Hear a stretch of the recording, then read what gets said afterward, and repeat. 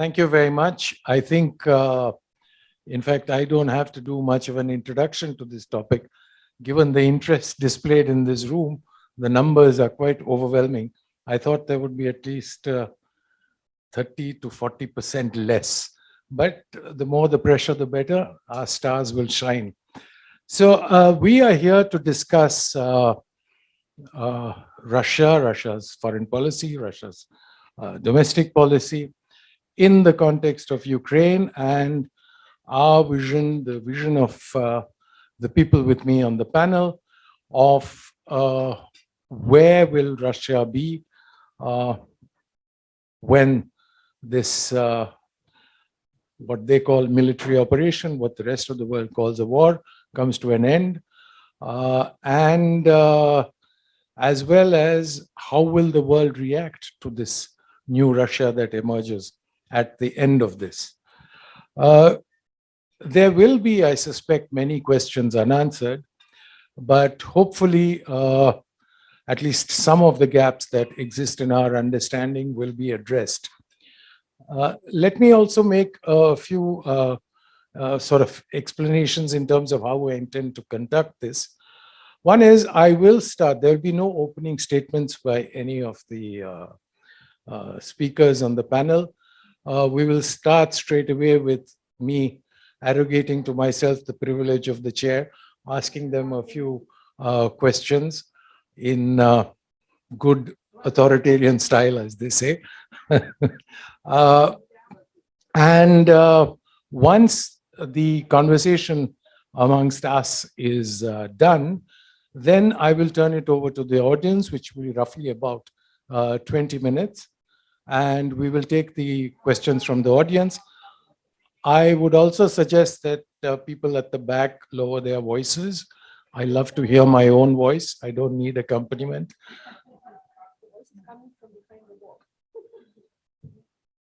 Can someone deal with the voice behind us?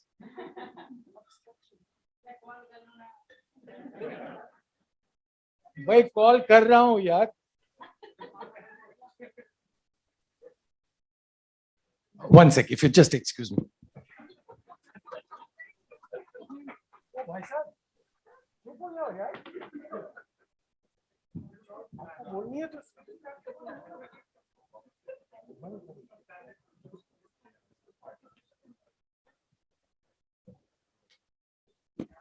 Sorry, so as you can see, I hope the speakers are impressed because that is how I'll behave if they run over time. So without further ado, let me start and not waste any more time.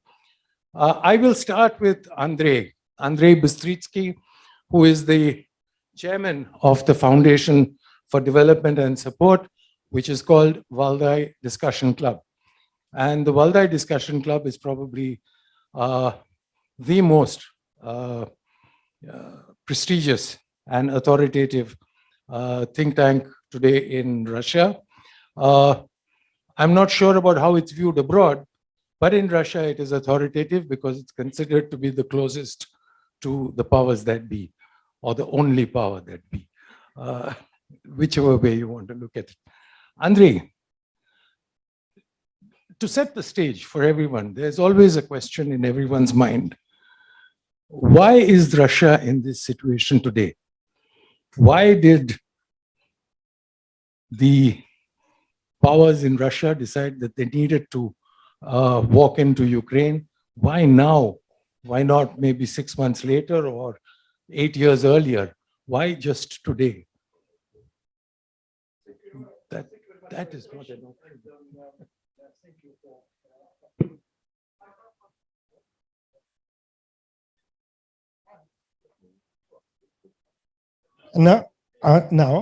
Box. No, thank you very much indeed. Yes, it's new equipment, digital era. New way. Thank you very much for opportunity to speak in such distinguished company. And what I say is that, of course, maybe these days, these weeks, and maybe years, perhaps will be very interesting for historians in the future. But it's very sorrowful for people who live in this time. I don't know precise question, precise answer on your question. Something can happen, and probably there is no single answer on the question. But I'm absolutely sure that real roots of this story, real root of this situation, in the lack of collective security, of international security. Because during many years, Russia, not only Russia, appealed to the West with a call to seriously discuss problems of international security. It seems to me Russian politicians, they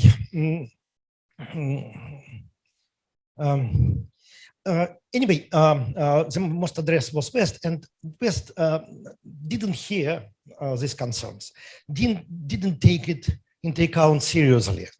Maybe it's the main reason. The second reason, very close to this, is disbalance between our interdependence, mutual dependence of countries, and the lack of international regulation. It's a big question for all of us, how we can live. And from my point of view, of course, we can speak a lot about reasons of this situation, but most actual question from my point of view is a question of future. What should we do?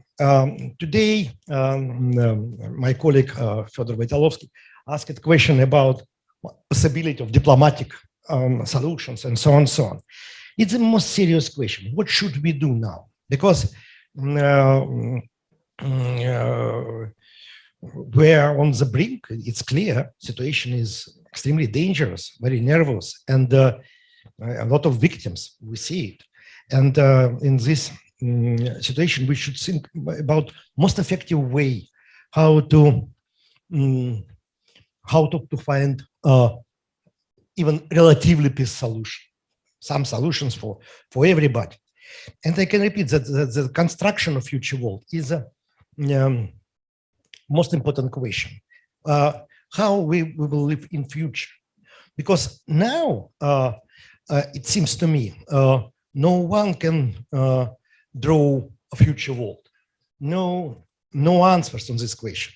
And main task of intellectual community, for experts, for people to find such kind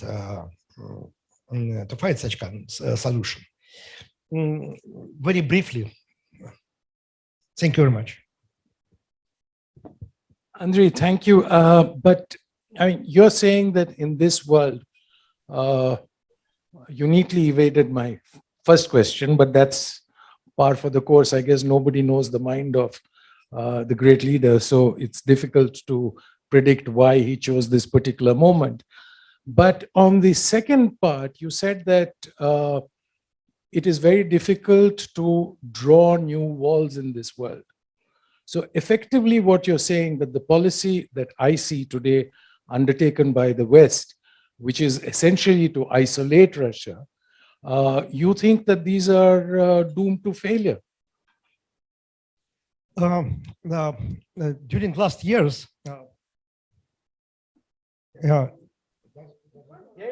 yes, okay.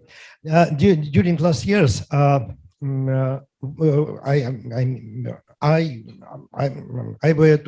was talking many times, my colleagues was talking many times about something collective international efforts. Maybe it's a little bit naive, but it seems to me just previous year we discussed the opportunity of new Helsinki Act, for instance, collective decision, collective efforts of all countries without any exceptionalism. We are living in a new world, and we should be equal and to find common solution, convenient, comfortable for everybody. It's the main question. Maybe now we need to find such kind of solution. Anyway, each war will be ended. I hope so. And we will have opportunity to continue our discussion in more peaceful times. But it takes common efforts. Now, a lot of problems on battlefield, and it's maybe its main challenge for all of us. Unfortunately, I don't know precise answer. Thank you. Thank you, Andrei. If I may ask you, Mr. Bilt, a very short question. In your opinion, how does this conflict end? What are the possible contours of disengagement? That I don't know. But let me say first to the two Russians here, we don't know each other. And I will listen carefully to what you say, but I will do it, and I think we should always have a reservation when we listen to you. And I said that in a friendly way, that I have a lot of Russian friends. They're mostly abroad by now.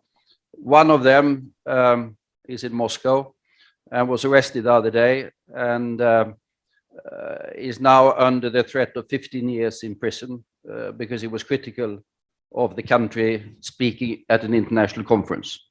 I haven't a clue of whether you are critical or not, and I will not ask you even of that, because I know that if you were to be critical and say it here, you are under the risk of being imprisoned when you return home. So I have, as said, I don't know what your views are, and I won't ask you. Normally I would have, but I don't want to put people in prison, and I have friends, several of them, who are in prison in Moscow because they have been abroad and been critical of Mr. Putin. That's an important caveat to the entire discussion. How will it end? I think it's going to be catastrophic for Russia. I think the decision to invade, taken, I guess, by a very small circle, is from the point of view of Russia insane. Insane. Because it will hurt Russia for a long time to come. It is from the point of international law criminal. As I reminded the audience previously, if you go back to the end of the Second World War and the Nuremberg and the Tokyo War Crime Tribunals, I said that the supreme crime under international law is the crime of aggression. And what Mr. Putin has done is the same as Hitler did in 1939 against Poland. He didn't like the existence of Poland and he attacked. And Mr. Putin has been very explicit. I mean, read his speeches. I recommend them. Well, sort of. I recommend them because they are very explicit. He doesn't like the existence of Ukraine, and he attacked for that particular purpose. He probably believed that he was going to win.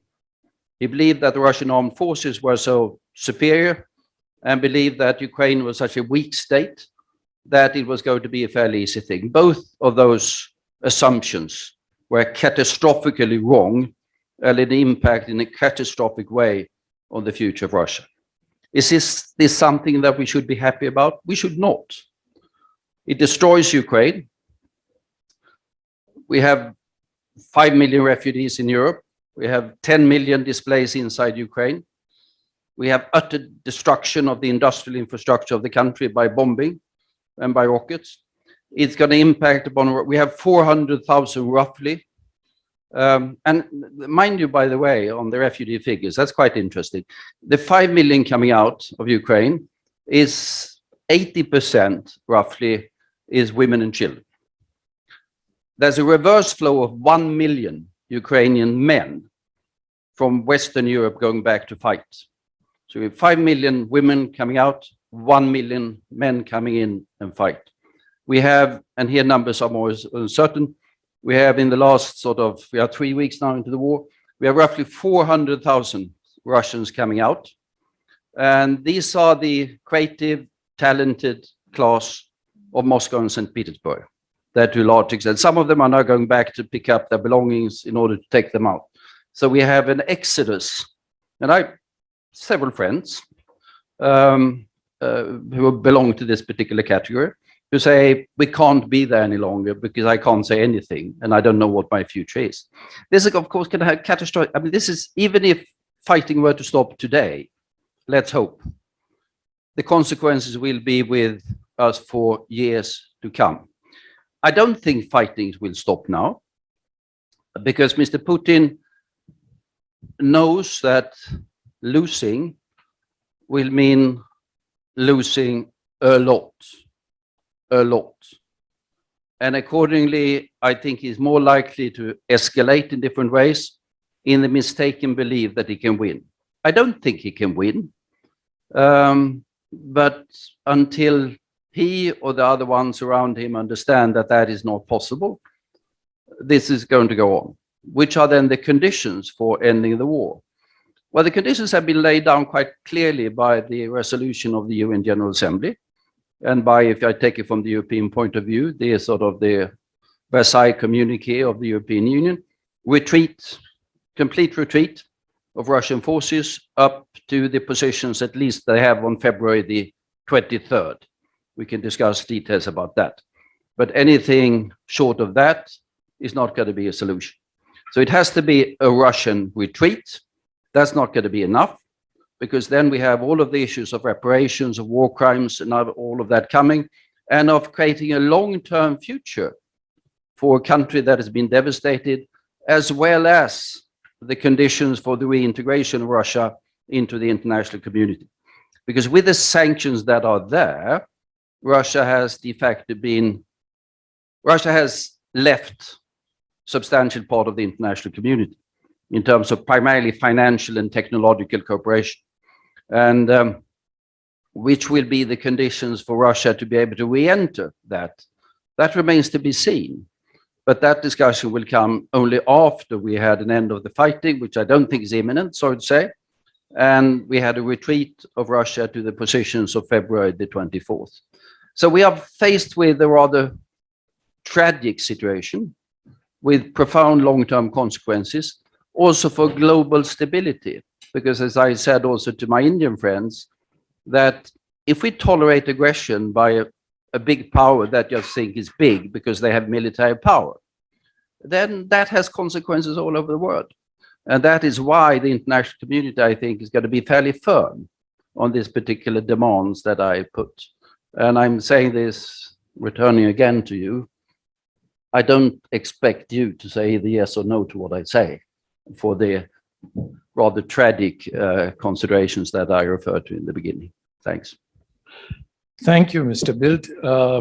A lot of questions arise of what you said, but the first one is that, I mean, a rather pessimistic view, because in my understanding, the possibilities of Russia at this point retreating are probably pretty much close to zero. We don't know what their goals are, but probably enlarging at least some of the territories of what were earlier the republics. Now, if Russia does not retreat, what is going to be the stance of Europe? Will you continue arming Ukraine and launch counterattacks against the Russians? Will this war continue? Well, the war is conducted between Russia and Ukraine. So you should ask, we don't have any Ukrainian representatives here, you should ask the Ukrainians, how long will they be prepared to fight? You can ask us, how long will we support them? Well, we will support them as long as they fight. I think that's sort of the rather firm message that has come from Europeans and Americans and Koreans and Japanese and Australians and quite a number of them. We don't know. Can Russia retreat? I don't think Mr. Putin can retreat, because if he retreats, he will have to retreat for more than just the territory in Ukraine. He might have to retreat from everything that he has. That is not something that I would regret, by the way, but that's a separate issue. Thank you. I completely agree with you that probably it would have been Let just add one slight comment on what you said. I've dealt with every single Russian foreign minister in history.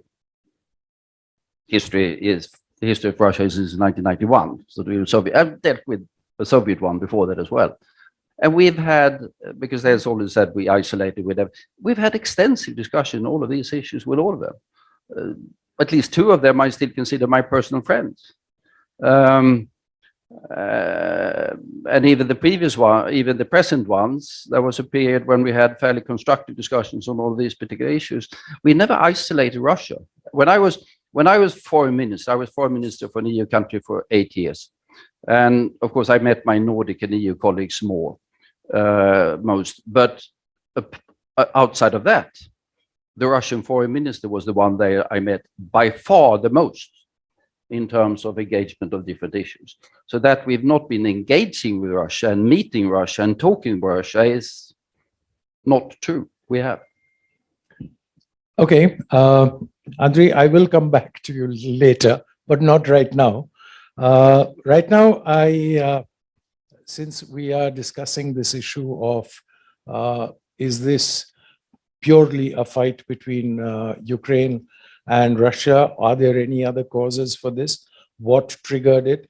And Mr. Bildt has put forth a very clear view that this is entirely upon Russia, and this is Russia's decision to go down this path and isolate itself from the rest of the world.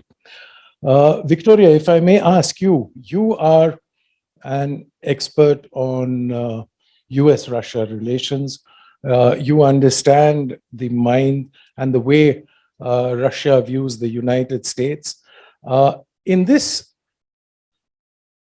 situation, I know there are sections of the Russian strategic community that actually view this war as a proxy war on proxy territory between Russia and the United States.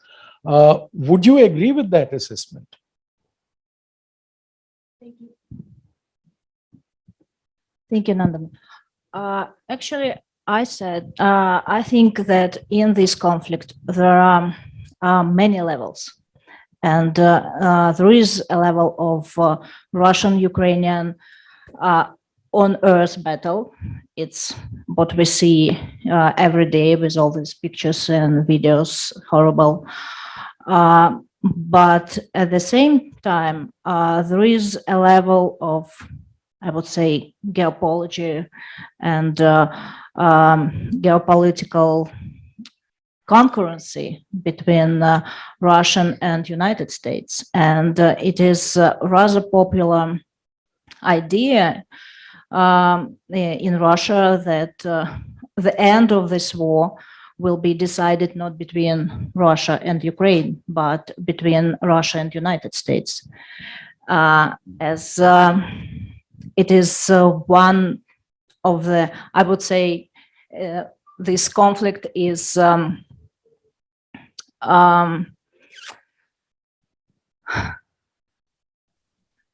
new stage of the long process of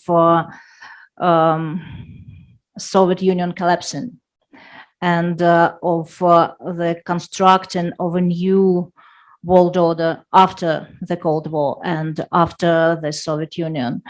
And the decisions taken this February, they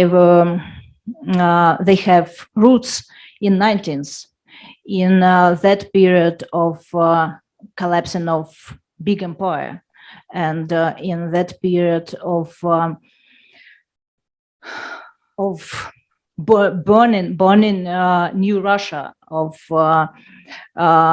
trying to understand the future of this new country and its strategy in the world. And in this future, in this future of that day, United States was one of the main counterpart for Russia, the main the leader that was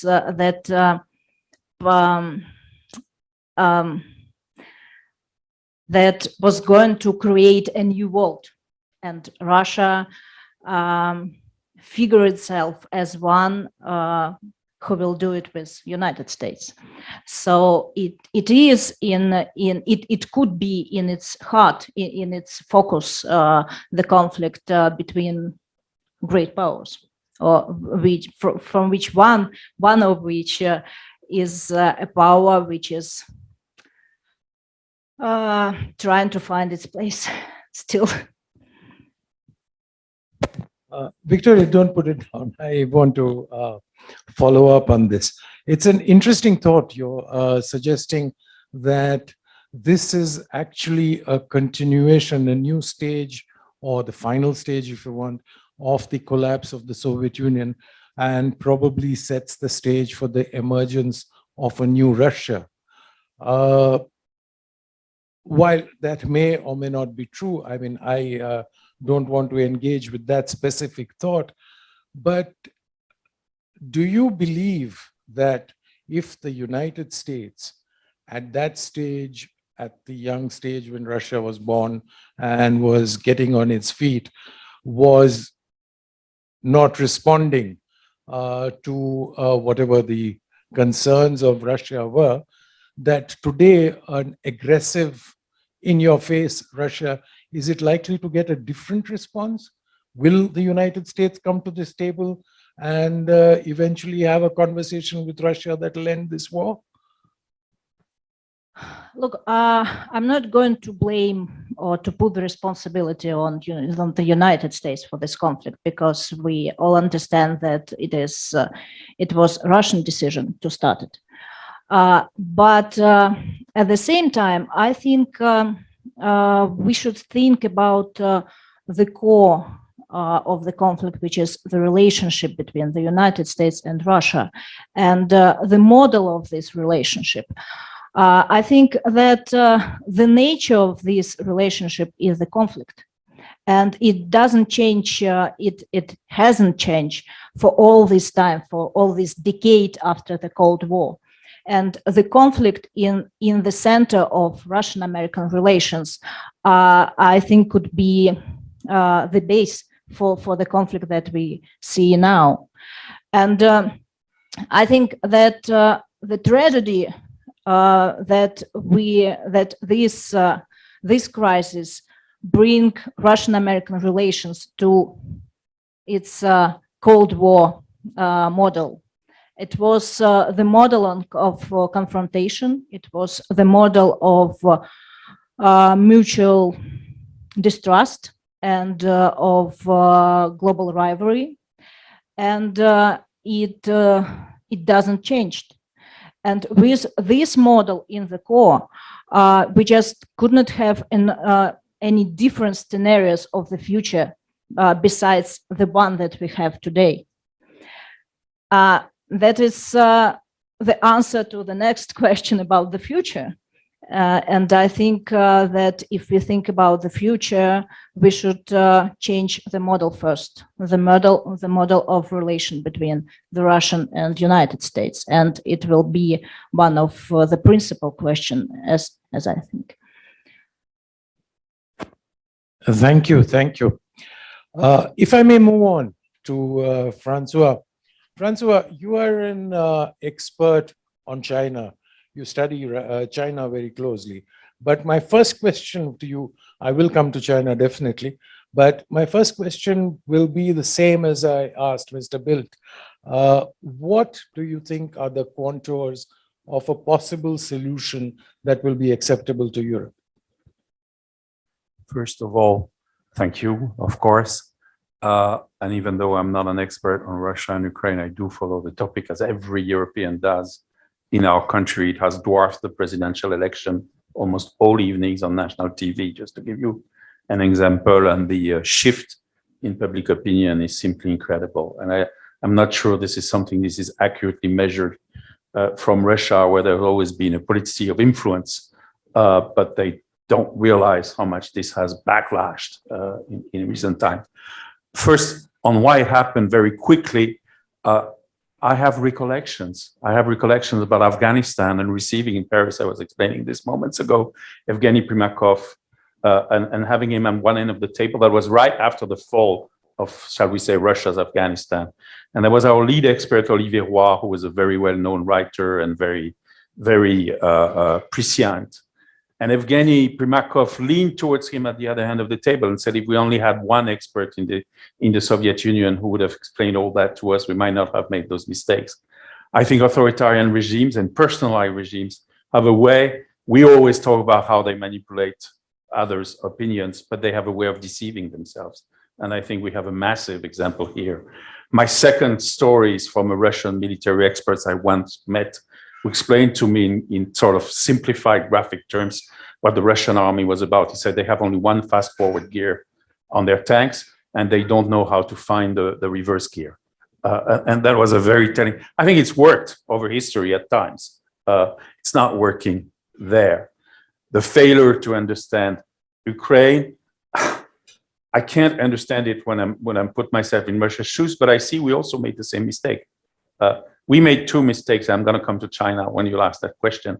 One mistake is we thought American intelligence was perhaps not on track when it was. Many of us couldn't conceive this was going to happen. And second, we should have been looking at the resistance Ukraine was putting up against the separatist territories and the fact that it hadn't been a frozen conflict, but we did think they would fall. We were preparing, let's be frank about that. So we also made that mistake, which I will shift to how can we end it? One prerequisite is we can't end it without Ukraine. I hear, including from Chinese friends, intimations that, you know, a kind of Westphalian big power popo focused around Washington with Beijing and Europeans playing some kind of middleman's role might be able to solve the solution. Sorry, it's too late. The Ukrainians have really demonstrated how resolute they are. And for us, it would be tragic. It would simply be impossible and ineffective. And that also applies to one aspect, which is as strong as they are. Up to now, it's President Zelensky who has formulated some concessions, some terms, neutrality with the adequate security guarantees, for example. And I believe, I don't have the exact date, but it's Mr. Vladimir Putin who very recently has said, this is not the time to talk, sort of ending, at least for some time, the process. So we're stuck there.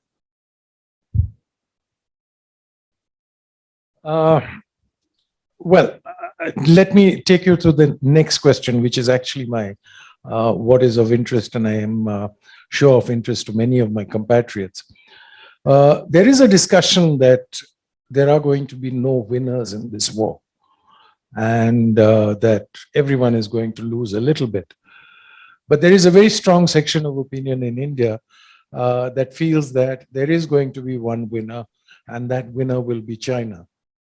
Would you agree with that view? Not necessarily. I think China went into this thinking essentially about the strategic benefits. Yes, two fronts, possible lesson that would apply to the Taiwan issue of a resolute military push, but that's backfiring now. And yes, I don't suppose they were entirely naive on the remarkable energy deals that they signed on February 4, even if I do believe Mr. Putin would not trust the Chinese so much as to spell out what he was going to do. It's a little hard for me to imagine that the Chinese had absolutely no inkling, and they signed very beneficial deals, as they have always had, in fact, with Russia. It's never been purely an issue of friendship, but it's a lot about business. But now the situation is somewhat reversing. Let's look at the benefits long mid-term, shall we say. A broken Russia, a weakened Russia that depends economically, financially on Russia. But the limit is the secondary sanctions. The limit is that China is still more integrated with the rest of the world, with Russia. It can own the place, yes, but what for? Yes, it's going to take some room about energy on oil, for example, and gas when it's able to build, but not necessarily now. I noticed that they're not falling over themselves to implement the deals immediately. They have to worry about others. Second, there is the, I mean, Taiwan has been discussed several times in this conference indirectly. I believe this should be a source of caution for China. Not only for China, I think everybody who owns capital ships today has reasons to worry again about asymmetric warfare. So the lesson applies to everybody. But as somebody said, an amphibious invasion of Taiwan starts with a big swim. And the conditions for this just were shown to be harder. So on the plus side, like for Russia, I see a benefit to the regime and to the main stakeholder of the regime, who is Xi Jinping. These are personalized regimes. All his accent on struggle, on self-reliance, on ideology, he's going to try to vindicate it by explaining all the bad things that are being done to Russia, by equating NATO and what's happening in the Pacific, by forgetting, of course, that he himself has set in motion a number of moves in the Pacific that would not have happened without Chinese actions. That's, it's a rhetorical benefit, it's a political. And I think the Chinese are cautious. If I was to end this with one judgment, I would say Mr. Putin has been a serial crosser of red lines. And up to now, he's got away with a lot of it. Mr. Xi Jinping is a scratcher of red lines. I know for India, it doesn't sound very well because the scratches can be quite hurtful. But he's not a risk taker in the same sense. And maybe I'm an optimist, but I want to have faith in that restraint at that particular moment. Thank you. One short question, Francois, don't put it down. Okay. Do you think China is happy or hopes that the war will keep the US distracted from the Indo-Pacific? I think that was the idea, and it was in fact publicly said, but I'm careful because there is a lot of public diplomacy in China, a lot of social media and official media. That's for domestic consumption. So I don't, that's not necessarily what the leaders think. I think it applies less and less because what we're seeing is not an escalation, which, the nuclear blustering, by Putin is not entirely believable at this point. And so what we have is a sore that will go on, that will bleed Russia, that will do a lot of good for Western arms manufacturers all over the world, in fact, and for America's position. Doesn't hurt America in the Pacific, and I think the Chinese are very realistic about that.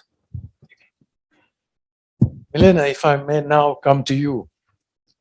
Serbia's line on this Ukraine conflict is a little different from the rest of Europe. And my question is, one is, of course, I would like to understand why that is so. But the second is, Francois was talking about how there is a backlash of public opinion in France against this and how public opinion is turning against Russia. Is a similar process taking place with public opinion in Serbia? And final, of course, a linked question automatically is, how do you think Serbia still wants to be a member of the EU? This deviant stand, as it were, would it affect its chances? Thank you. Before going into the answers, I feel a little bit of a need to identify myself to the audience because I think I just got profiled today when I asked my question in the morning session. So because I am a Serb, sometimes my words might be interpreted differently than I say them. And I would like my words to be interpreted for what I say, not for where I come from. I am a very, I would say, stubborn Euro enthusiast in a country that has been quite divided for the past 30 years, and in a country that is actually trying to, similarly to Ukraine, to run away or to break away from some of its own historical predeterminations. And the main Serbia's historical predetermination is that it was always west to the east and east to the west, and neither here nor there. Belgrade was the center of the movement, of the non-aligned movement during the Cold War, etc., etc. However, since the democratic transition in 2000, Serbia has declared itself and decided to become part of the EU. And for the first few years of its transition, it was also gradually on the way to NATO integration. That fell through. Obviously, the country has very, let's say, still deep problems with the NATO because it was bombed by the NATO in 1999, and I myself was a teenager at that time and suffered some psychological consequences because of that intervention.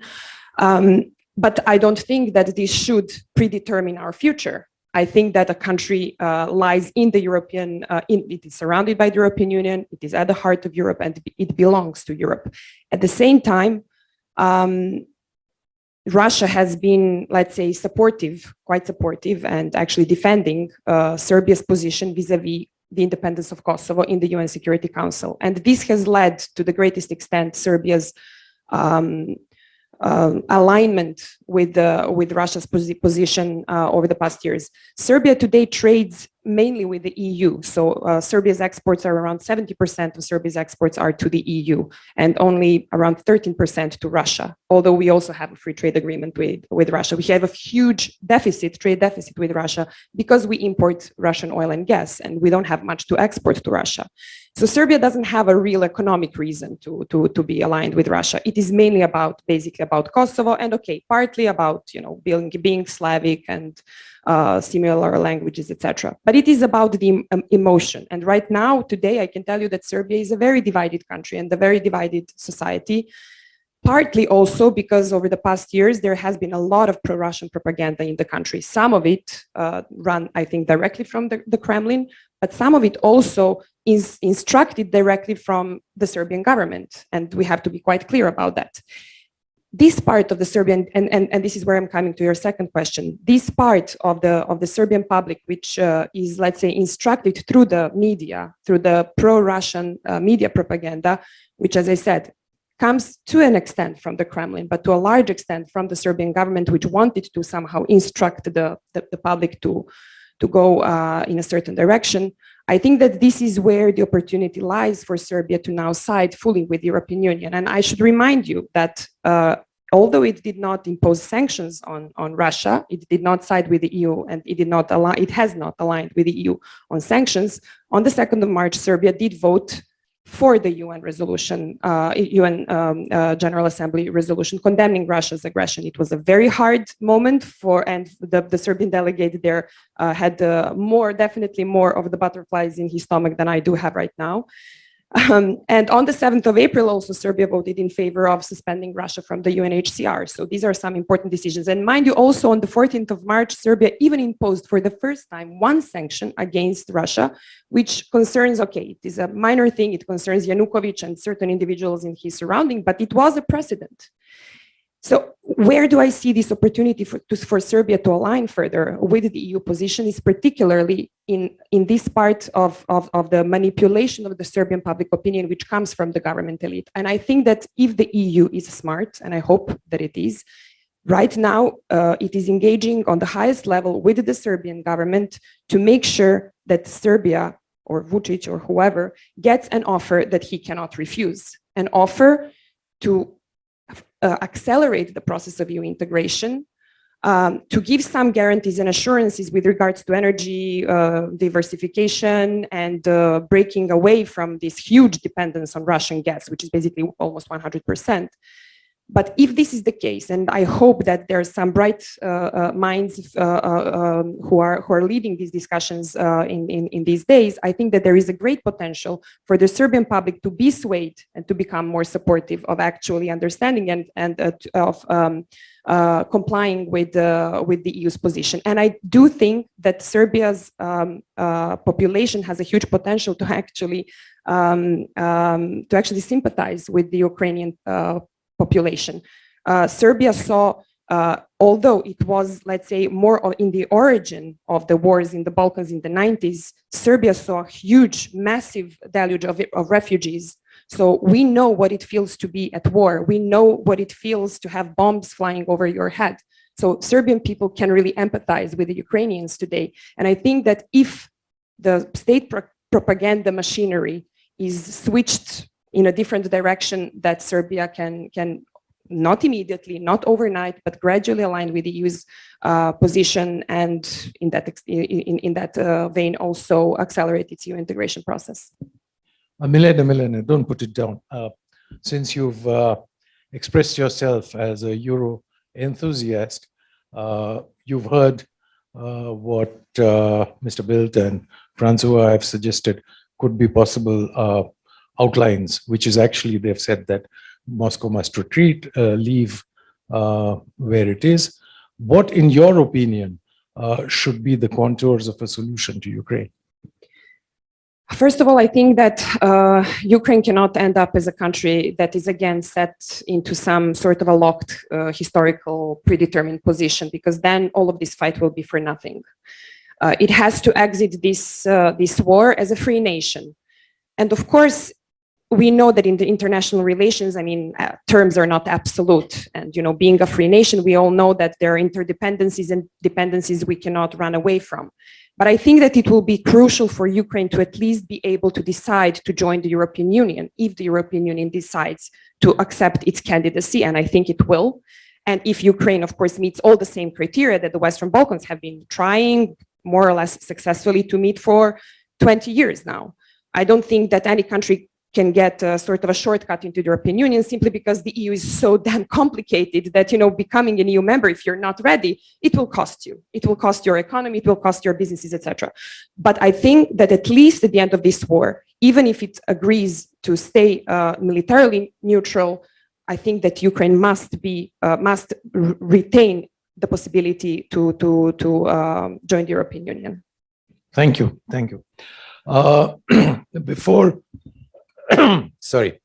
Before I throw it open to the audience, I just want to tell the speakers, I will at the end give each one of you 1 minute to give your closing thoughts on what you have all heard just now, and of course, whatever comes up after the questions. So assemble your thoughts, think about it. Meanwhile, let's hear what the audience has to ask. I would like to take 2-3 questions at a stretch. Yes, Mr. Wojtolowski.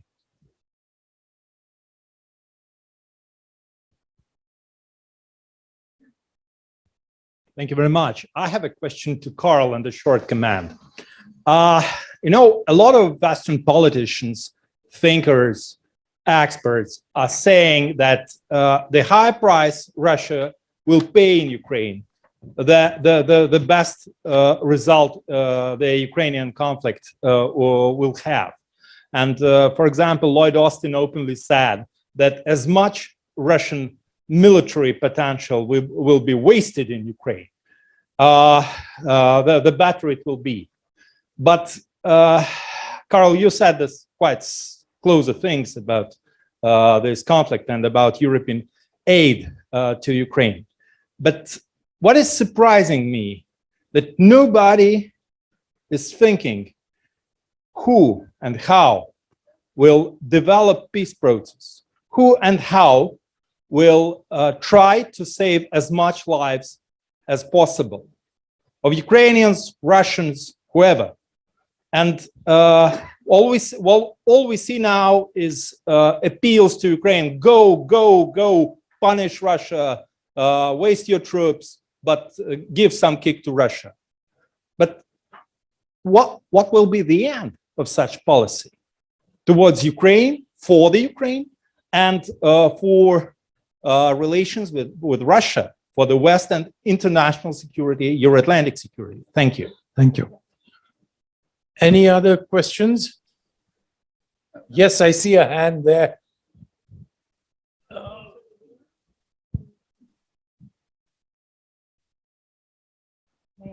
May I start? Yeah, Okay. please. I will move forward, maybe.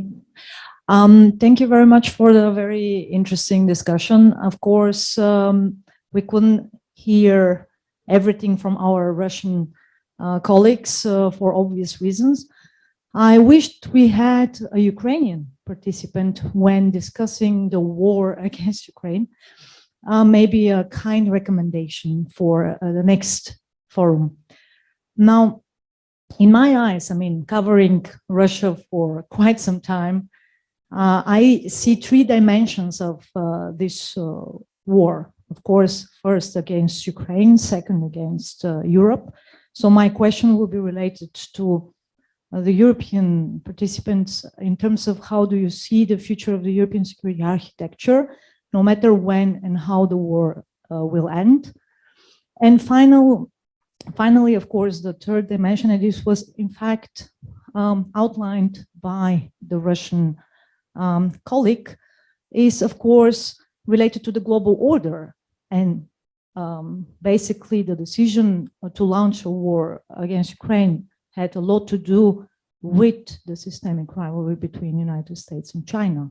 So I also would like to hear from the Russian colleagues how they see Russia's place in this global order, which is obviously not about Russia first and foremost, but about other systemic rivals. And how do you see Russia's place in this new global order? Thank you. Okay, and there was one hand raised at the table there. I can't see the head, so I could only see the hand. Good evening. My name is Vlada Galan. I'm from Ukraine, and I have a home in Kiev. And as we sit here, my father is currently fighting in Odessa, Ukraine. I pose a question. I think it was Francois that said that there is serial crossers of red lines, and that Putin is a serial crosser of red lines. And I think it's really easy to stand and ask, how do we stop the madmen of the future? How do we stop the Hitlers? Because it seems like every generation is producing one. But that's a really easy question to ask and a hard question to answer. The biggest failure, in my opinion, of what's taken place is what's happened in the intelligence community and how badly we misjudged this situation. The losers here really are the EU nations for all the talk of strategic autonomy. And so France in particular, I think really misjudged the way that the wind blows. And so this is not directed to any particular panelist, but the question is what happens for the future in the intelligence space? How do we assess these situations differently, and what did we get so wrong in the intelligence community? Thank you. I think, so we have three questions. One is to our Russian colleagues and two are to our European colleagues. So I would assume that Andrei wants to take question number one.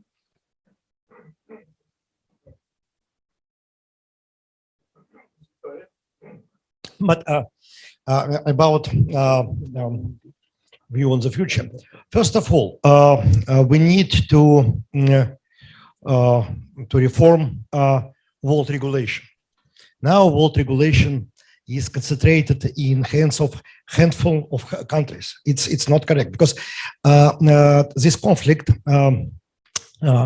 demonstrates very dangerous things. There is no neutrality during this conflict. It's very interesting moment because maybe only Red Cross is relatively neutral, but even social networks became a sort of information weapon. There were a lot of words, but maybe one of the not biggest, but one of the biggest problem is problem of communication, because we information abundance, but with a lot of fake news. Instead of media, we see propaganda, and it concerns West media, and it's a serious problem. Maybe one of the root of this tragedy is a problem, is a lack of the communication, the lack of real information about societies, opinions, and so on and so on. About future, world should be multilateral and multipolar, no doubt. Russia is a country like others, There are a lot of countries, near 200 or maybe more. I don't remember the number of them. It's first. Second, we should think about world governance, because we need to build opportunity for a sort of useful partnership in this situation. And it's not correct that financial resources and it's not good that capability to use financial regulation is concentrated in 1, 2, 3 countries. Anyway, it not depends on Russia. I can say that West has imposed sanctions against Russia during the last 15 years. It's breach the law, international law, because sanctions only according to United Nations decisions.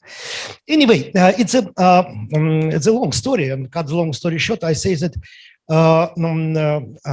if we reach future world, I hope so, we should be extremely careful. And unfortunately, we should have been more careful years ago. But now, maybe we will get new opportunity to reconstruct contemporary world. Thank you. Carl, there was a question by Mr. Wojtolowski to you. Yeah, there are 2 questions, as a matter of fact, but I mean, the first one, conditions for peace or whatever. Yeah, I think I said it in the beginning. This is a war between Russia attacked Ukraine. So the peace will have to be done between President Putin and President Zelensky. President Putin said he's not interested in meeting Mr. Zelensky until there is some sort of resolution. Mr. Zelensky said he's prepared to meet Putin anytime, but that's obviously not imminent. What's going to be the thing that they agree on? I don't know. But Mr. Zelensky has been fairly firm, understandably so, by the way, that he wants to have the restoration of the territorial integrity of Ukraine. I don't think any lead in any democracy can demand less, as a matter of fact, because aggression has been conducted and aggression must be reversed. That's roughly it. And as for the Western policy, it would be basically supportive of that position, because that is the position also laid down by the UN General Assembly and others. That's a position of international law. And I see very sort of little room for compromise in that particular respect.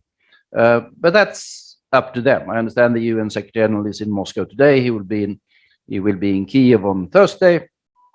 I'm not particularly optimistic, because I mean, what we hear coming out of Moscow is that they are in a second phase of offensive aimed at getting control of eastern and southern Ukraine. And whether they will succeed with that or whether they will fail with that will determine whether there is any opportunity for any diplomatic opening. I think we have some weeks to go until we have the answer to that particular question. Second question was security order in Europe. Well, early days, but 2 things. First, I think we, in this particular case, the EU, need to reflect on Ukraine membership of the EU. That's, Milena said rightly, membership of the EU is a bloody complicated thing. And we also have a problem with the Western Balkans, which has been stalled. I think we need to rethink that process, both for the Western Balkans and for Ukraine. Clearly, rebuilding, putting Ukraine back together is going to demand a lot of financial resources and a lot of political efforts in the years to come. But that's going to be quite a lot of focus. On NATO side, my country and Finland will, within a couple of weeks, declare their intention of seeking membership of NATO.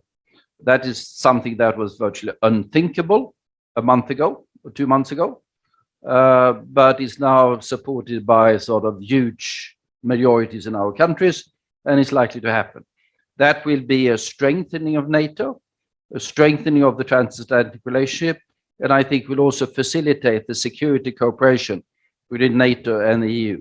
NATO being primarily a military alliance for territorial defense, EU being a security alliance with a broad array of instruments and policies, and the complementarity of them will facilitate when membership becomes more coherent will facilitate that particular development. But it's early days for that. But thinking has started to develop along these lines. Who wants to take the question on the intelligence data? Francois? And there was a question about France Oh, as yes, well. of course, of course. We are not always well understood because France, and particularly President Macron, and to this day he's been reelected, I should add, have taken the view that we should keep talking to Mr. Putin, to Russia. And he has done so more than any other European leader, sometimes at his own cost, when he was lectured for 6 hours with stories from Russian past. But we maintain that whoever, I should add, governs Russia, that's an important thing. And we have been more low-key than some others, and probably than the US in some cases, on the democracy versus authoritarianism axis, on, shall we say, the missionary angle. Nonetheless, we have been quite engaged militarily under the surface. The Russians could reproach it to us as they do to others, and there's been disclosures about heavy weapon deliveries before the current spate that is happening now.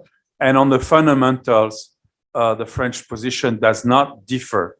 We have our own little quarrels with some of our Eastern European EU states on matters that relate to civil law, to whatever values and differences exist. I should say that at the present, they are totally trivial compared to the war on peace situation over Ukraine. What I want to emphasize is that Russia is bringing upon itself what it said it feared: NATO extension close to its borders, particularly with Finland, a huge push within Ukraine. The EU, to me, and EU membership, I agree, of course, that it's easier said than done. And I agree that it cannot be the EU by itself that will finance the reconstruction of Ukraine. It has to be part of the deal. And since there are a lot of recipes that go to Russia every day, some of it may at some point become handy for that. But the EU is a kind of middle position which secures, I would say, Ukrainian political life and yet harbors possible compromises. I am, like every post-war European, sensitive to the Russian need for security. And in fact, we spent all the 90s. There's a big difference between the US and Europe, by the way, is that we spent the money all over the 90s to help Russia overcome the terrible time it had after the breakup of the Soviet Union and the disintegration of the planned economy. We were very active with that. And it is totally disappointing to see we built up, for example, purchases of oil and gas after 91 in the Gulf. Everyone believed that, Russia was a secure provider as opposed to the risks from the Gulf. We did all that, and we're ready to resume this, but Russia has got to change completely. And, you cannot undo the events that have happened. Thank you.